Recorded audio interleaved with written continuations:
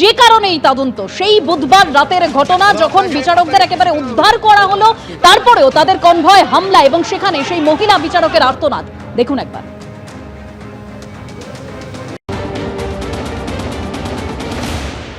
Car suffered accident.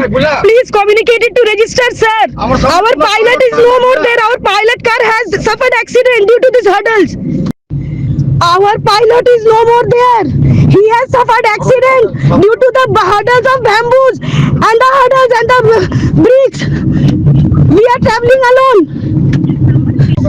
High Court, take care of my children. Take care of my children if something happens to me. We are attacked. We are attacked by bricks.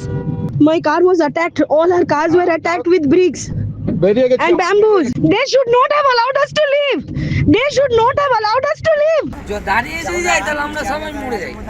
এখানে bomb মেরেছিল। এই তো কিছুক্ষণ আগে আপনাদের জানিয়েছি যে মোথাবাড়ি কাণ্ডে ধৃত আইনজীবী মোফাক্কারুল ইসলামের 14 দিনের পুলিশ হেফাজত হয়েছে। আর সেই মোফাক্কারুল ইসলাম দাবি করছে যে বৈধ ভোটারের নাম যতক্ষণ না পর্যন্ত লিস্টে উঠবে ততক্ষণ আন্দোলন চলবে।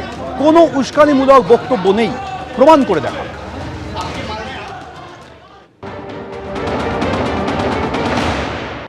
আপনি আগে স্কুলগুলো কেন দিয়েছিলেন?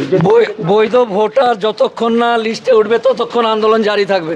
হ্যাঁ, তো এটার জন্য কি আপনাকে দল থেকে কোনো রাজনৈতিক দল থেকে বলা হয়েছিল? না না, এটা জনসাধারণের কাজ।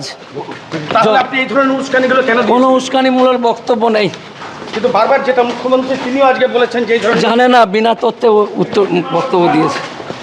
বৈধ ভোটার যতক্ষণ না লিস্ট হবে আন্দোলন চলবে। তাই বলে আপনি বিচারকদের গোটা রাত এইভাবে আটকে রাখতে ইন্ধন কোনো দেবেন? প্রমাণ যদি দেখাতে পারে তা বলবেন। আপনি কি অ্যাডভোকেট? উস্কানিমূলক বক্তব্যের জন্য একদম